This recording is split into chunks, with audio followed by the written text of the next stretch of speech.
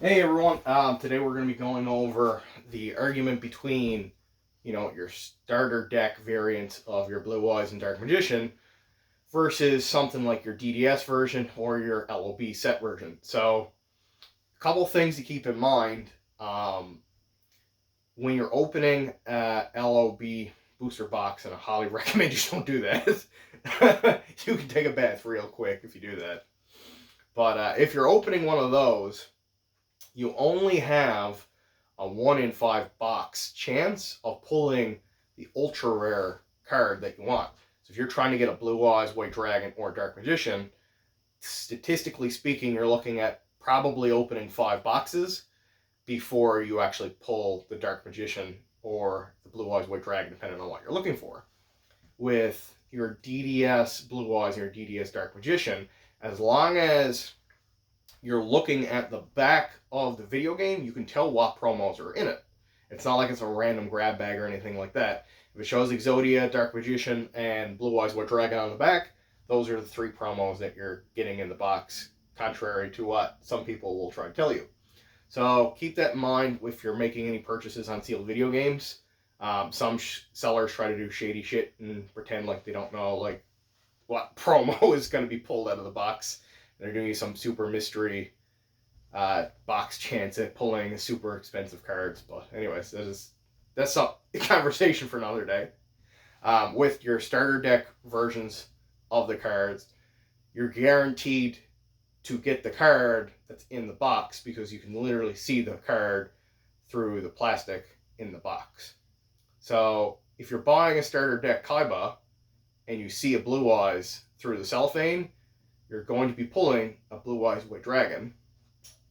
So the rarity chase is there with the Blue Eyes Legend of Blue Eyes versions of the cards compared to, your DDS or your starter deck. Now, DDS is extremely low printed quantities of those promos because it was the first run of the video game. If it wasn't for the fact that someone had a pallet a few years ago, I honestly think that the population report on the DDS cards would be a lot lower and the prices would be a lot higher. But because of that pallet that someone just found in a warehouse, that drove down the pricing on the Exodia, Dark Magician, and Blue Eyes White Dragon on the DDS cards for a very long time. That being said, it is the prismatic version of those cards. The holo on those cards really pops a lot. I personally like the DDS version of the cards more than the LOB or starter deck versions. That's just me. The fact that they're prismatic, they have a different holo to them than the ultra rare SDK version, and it's a different artwork than the LOB version. You've got the actual anime nostalgic version of the card. So that's, the 2 main reasons why that card commands the premium that it does. Anime style artwork, super nostalgic, and prismatic version of the card pops a lot more than that ultra rare. That being said, most people who grew up playing the game and had a Blue Eyes, chances are they got it from that starter deck version.